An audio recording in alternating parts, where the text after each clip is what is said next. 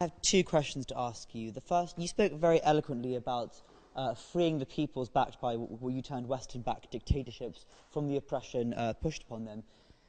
Yet you vocally supported the re-election of a man in Venezuela named Hugo Chávez, who frequently shuts down opposition television stations, frequently jails any journalist who criticises him, specifically when Global Vision covered prison riots, which Venezuelan prison governors brutally suppressed prisoners. That television station was immediately shut down. So where is the freedom of expression and freedom of dissent for Venezuelan opposition leaders, especially considering Mr. Capriles was never given any television coverage. He was not allowed the oil subsidies that Chavez used to fund his election campaign. And a second question, to clarify this man's point, you were on the right stuff. Iran executed a 16 and a 17-year-old boy, widely acknowledged by human rights activists, for being gay, live on television, publicly broadcasted at executions. You said, don't worry, the Iranian government has told me they are paedophiles. Did I really say that? Yeah, yes, you did. I really on the right stuff.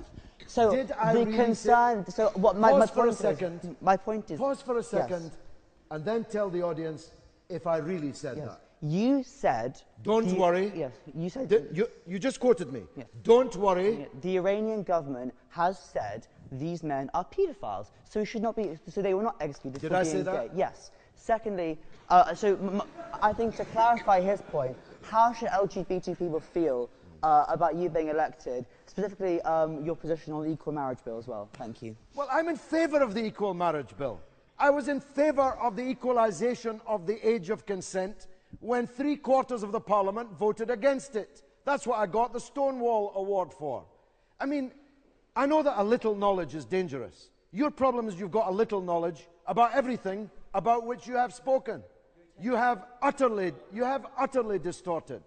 You have utterly distorted my record on gay rights. You have utterly distorted what I said on the right stuff, as a moment's contemplation will tell you. Do you really think that I said it's all right about the hanging of someone when I'm against the death penalty in any country for anything at any time? Do you really think I said it's all right that they hang somebody in public? Think what you're saying, young man, before you publicly smear people in this way. Now look, what you just said about Venezuela is so far from the truth.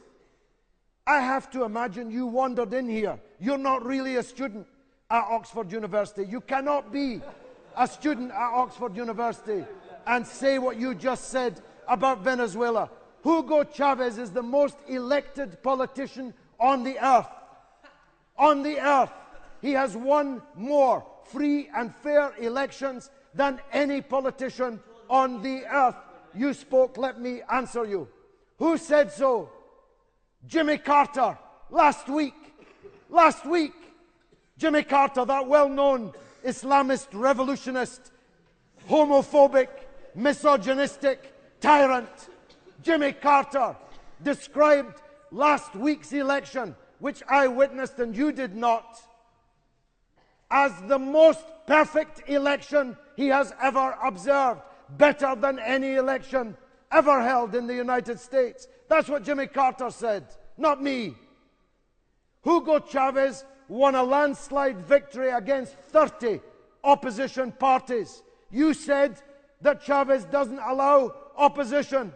30 opposition parties combined to put up one presidential candidate. You said Capriles was never given one television interview.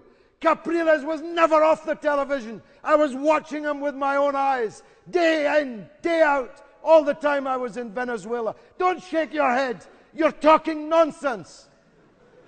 95% of the television stations in Venezuela are privately owned and supported Capriles.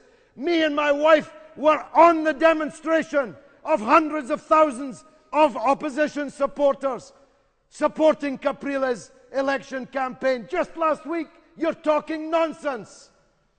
Capriles himself has acknowledged that he was defeated in a free and fair election. I've heard of being more Catholic than the Pope. You're more Capriles than Capriles. It's utterly absurd what you're saying. Utterly absurd.